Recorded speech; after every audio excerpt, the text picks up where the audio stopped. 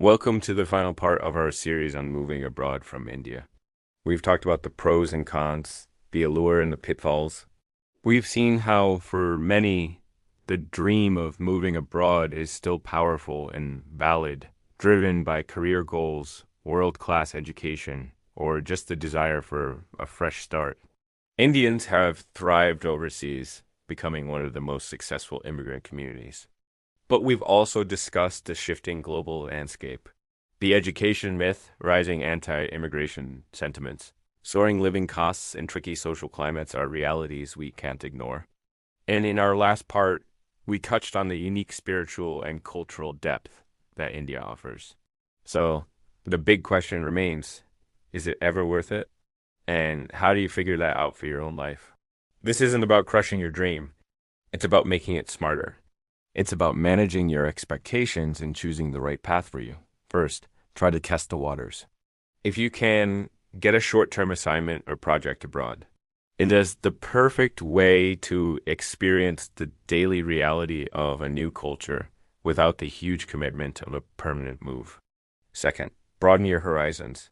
Don't just look at the usual suspects like London or New York. Consider hubs like the UAE, Singapore, or Hong Kong. They offer strong economies with very different cultural and logistical trade-offs. Third, get real about visas. In many countries, your right to stay is tied directly to your job. This makes your situation precarious. A layoff, especially in a strict place like Singapore, could mean your entire family has to pack up and leave within weeks. Also, many countries don't offer visas for elderly parents, which can lead to painful family separation. Always read the fine print on residency. Fourth, consider a move within India. Sometimes the change you crave isn't a new country, but a new city. Moving from a smaller town to a major hub, or even the other way around, can give you a fresh start and a new perspective without the immense stress of international relocation. Fifth, understand how your work's value might change. Moving abroad doesn't always mean a bigger paycheck in real terms. Skilled manual workers often see a huge jump in their wages and stability. But for high-income professionals, it can be a different story. You might go from a dual-income household to a single income because childcare is unaffordable. Add in higher taxes and living costs, and your disposable income and quality of life could actually decrease. And that brings me to taxes. In some Western countries, tax rates can eat up over half your salary. That high-paying job or promotion might not feel so great after you see your actual take-home pay. Always do the math. Finally, have an exit strategy. Whether you're moving for a job or for school, know your options. What happens after your degree? What's the real job market like for international students? What are your options if you decide to return to India? Go in with a plan, not just a dream. I saw this firsthand in London.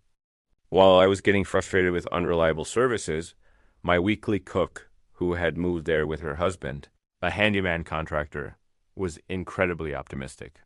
For her, the stability and access were a massive upgrade from her life in India.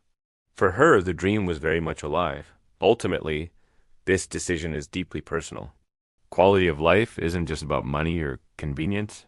It's a complex mix of your environment, healthcare, career opportunities, personal growth, and the support system you have when things go wrong. So, you need to ask yourself some hard questions. How important is your connection to home? Do you have aging parents to care for? What's the real goal of your move? Is it a temporary stint to save money or a permanent search for a different life?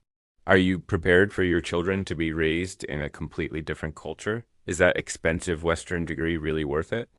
What does quality of life truly mean to you? Is it peace of mind, community, and purpose? Or is it a shorter commute and financial comfort? And how do you define wealth? Is it just money, or does it include family time and stability? The point isn't to glorify India or bash the West. It's to acknowledge that the old romanticized vision of moving abroad is fading. The reality is more complex, and financial gain is no longer guaranteed. For some, it is still the right choice. For others, it's an expensive mistake. So here's the real takeaway. Don't move overseas to escape your life. Move to intentionally build a new one. Go with purpose, fully aware of the trade-offs, and anchored in your own powerful why. The dream isn't dead. It's just become more nuanced. Your perspective and your choices are what will shape your reality, no matter where you are in the world. Thank you so much for joining me on this journey. If this series has helped you, please share, and subscribe for more content. See you next time.